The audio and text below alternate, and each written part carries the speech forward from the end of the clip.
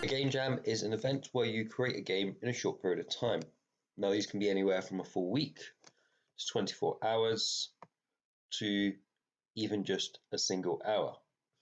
Now, one of the game jams that I entered is something called TryJam, and TryJam is where you make a game in just under 3 hours. Now, this is perfect if you're someone who hasn't got a lot of time. And I want to show you how I went from being one of the worst people at the TryJam to actually winning my first TryJam. So this is my first game created for my first ever TryJam. Now, this had lots of problems, but also had a lot of good things going for it. So the first thing was we had clear objectives and we had a little tutorial on how things worked. And the whole idea was you had to get this guy to the end of the street without being detected by hiding objects in front of him. Now, what I really liked about this was the art style was really, really cool. I like the concepts, but the execution didn't go very, very well. And actually, as someone pointed out, because I didn't do much testing, I didn't have much time to do testing, you actually can just walk to the end of the level without doing anything. So I don't need to press anything now, and I should be able to win this game. So this has a lot of issues with it, but has a lot of things going right for it as well. So this one didn't do too bad. But for the next one, I wanted to make sure that I was doing everything I possibly could to try and get the best chance of winning possible. So the theme for this project was Dead Last. So this is all the information I got in order to create my game, and I can interpret that in any way possible. So I think if you had the theme Dead Last, what would you do with it? So this is what I started with. So I created a character and I created some background blocks. And my concept was being able to shoot all the enemies on the screen and then making sure that you died last. Sort of an assassin so good that he leaves no witnesses, including himself. Bit of a silly concept, but that's what game jams are for. We can come up with these really silly concepts. So I built a really quick level. I used some really, really simple and default looking sprites and a rough idea of what my character looked like. I wanted to look like he had different limbs and parts. And one of the things I was really impressed with that I set up from the get-go is actually making it so his arm was attached to his gun. And I did this by just creating an arm on the gun sprite to begin with. So I had a way to move a gun around the level. I implemented the ability to shoot with a click with some really simple bullets, and then using the bounce off surfaces behavior, I was able to make the bullets ricochet off and create a really, really simple sort of concept where the bullet would bounce off. So with that step done, I was ready to move on and actually start making this look more like an actual game. Now, before continuing with the game, I'd really hated the colors.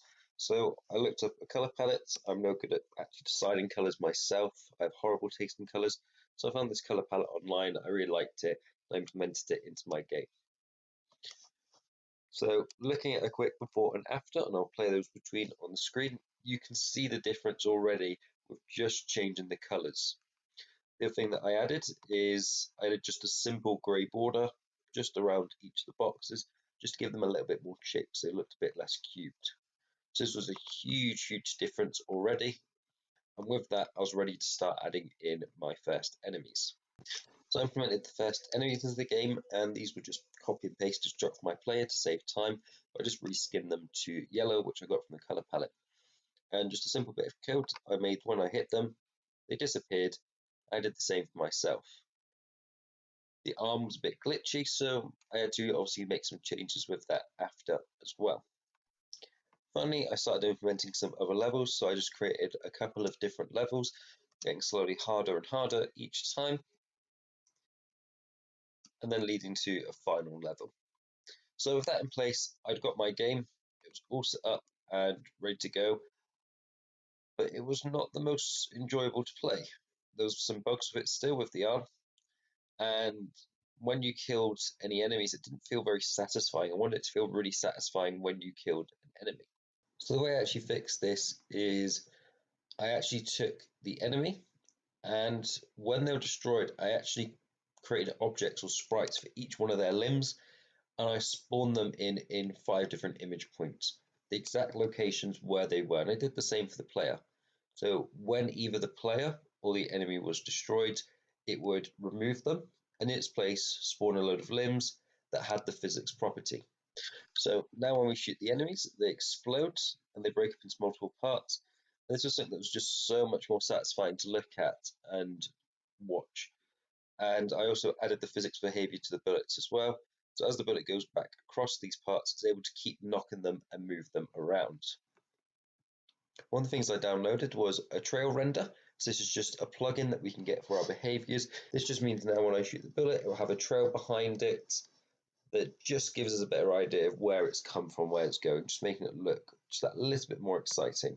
Last couple of steps I did is I added level counter, how many enemies were left, how many shots were taken, and how many attempts that you've had before you have to reset. And I actually implemented the code to get this working. So now if the enemy or player dies first, we'll get a message that appears to say that the enemy has died, like so.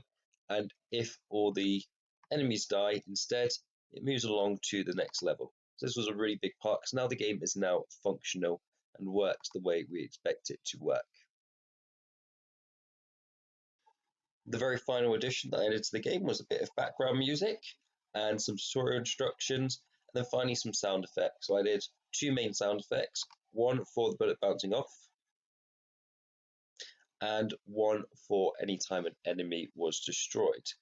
Finally, if you want to play this for yourself, it is on my itch.io page. I'll put a link in the description. I'm really wanting to get back into TriJam, so I think for my next TriJam, I want to record a video of my process going through it from start to finish. But hopefully you have enjoyed this video on how I was able to go from doing really, really bad at TriJams to actually winning my first one. If you've enjoyed this video, please like, comment, and subscribe, and I'll see you in the next video.